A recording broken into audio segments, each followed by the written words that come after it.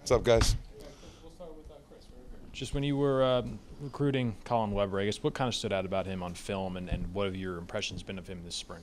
Yeah, so on tape, you could tell Colin was really natural in the pass game. You know, you could see his basketball background out there on the football field.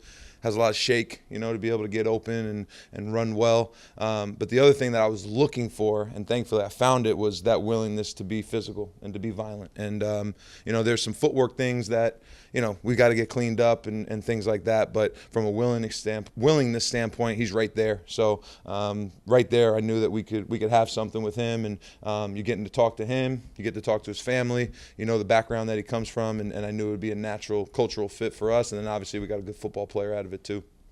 Between Colin and Kenny, who showed some flashes last year before he got hurt, how confident are you in your position participating in the pass game, being catchers out of off the line, and just adding to the wide receivers? Yeah, they both have really athletic skill sets. You know, where Kenny is he's got a ton of horsepower with the way that he runs, and he's strong, and he's physical too. You could see some of the violence show up on tape with him last year, and now a second year playing, I think he's going to become more natural at the position. Right, he's got another year of tape, another year of install, you know, a whole year of experience behind him, and then this spring, you know, has forced him to really focus because he's been there encouraging his guys. So really excited about him, and I think both of them have a skill set to be pass catchers, but I don't think it stops at them. I think you've got guys that are back. You know, Victor Konopko's been here for 6 years, right? And he wanted to be back and be part of this team and have a role, both run and pass game, along with the other guys like Logan, the returners, Logan and Mike. So I think we have a skill set to be able to provide that. But, you know, it starts, we got to have the ability to block first, and then obviously the passing game will open up from there.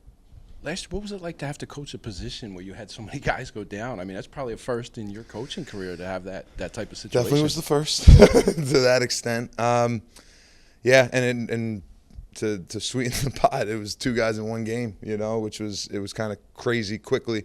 But I think it shows the maturity of guys like Mike Higgins and Logan Blake that stepped up immediately. You know what I mean? It was Kenny and Victor are out, and now it's right to Logan and Mike, and they played the game, you know, and really had no extended playing time before that. So I think it's a tribute to their preparation, the preparation that we did with them, you know, in developmental practices and all those things, all that accumulation of reps. I think it added up to, you know, them being able to go out there and play, you know, and it gave us them a spotlight, them to be able to go out there and play. So I think obviously the injuries, you never want to see it happen, but I think it provided some opportunity for guys and some insight for us as a coaching staff going into 2025. To kind of go off that, how have those guys that got that playing time due to injuries above them, how have they kind of progressed on that opportunity and taken it this year? Yeah, so I mean, there's really not a lot of substitute for game reps. So for a guy like Logan to go in and play as a redshirt freshman, and then to be able to go out there against USC, where one of their DNs is going to be a top-round draft pick, and he goes out there and he battles with them, and he's able to block, goes to Minnesota and plays the game that he did, and he's out in the Coliseum as a redshirt freshman. All those opportunities, I think that gives him a background going into this season. So, you know, and Mike for the same thing, for him to go out and play in Illinois and have a great catch in that game. So I just think it provided them a little bit of an opportunity. Maybe it wasn't the way that we designed it, but, you know, it happened, and now we're so much better off going forward because of it.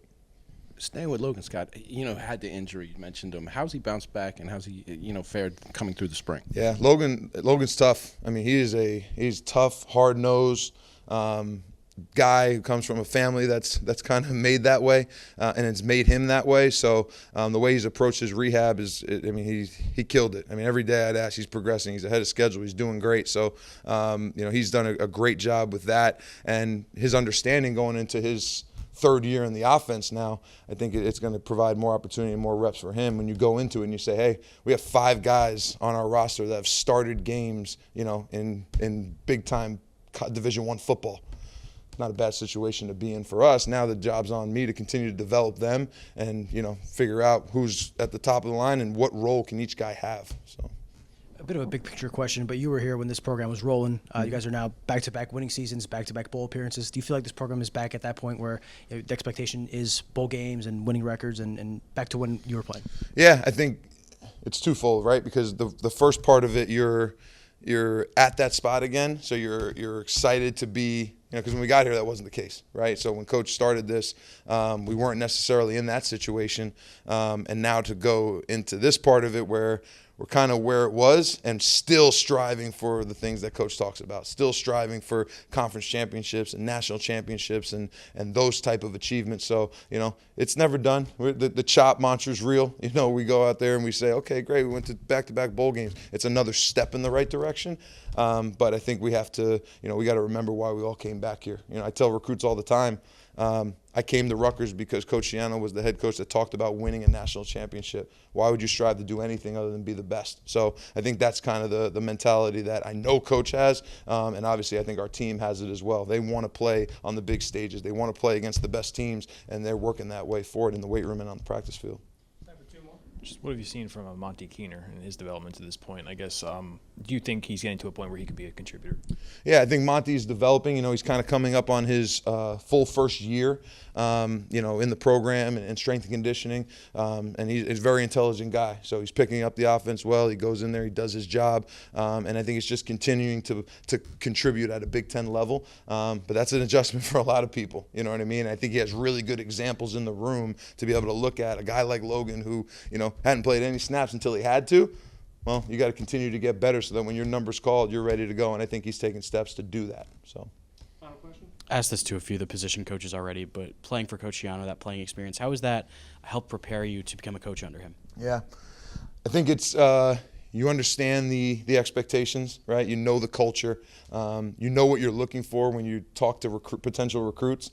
That cultural fit is, a lot of people talk about, oh, is he a good fit? I mean, that's real here. You know what I mean? When we talk about the players that we're bringing in, they have to be the right fit, and they have to be a person that can function in the program because we ask our guys to do a lot of things. I mean, but it's for our benefit to be successful at Rutgers. So we're looking for a particular type of player, but then you understand the expectations here at practice. Coach has a high standard.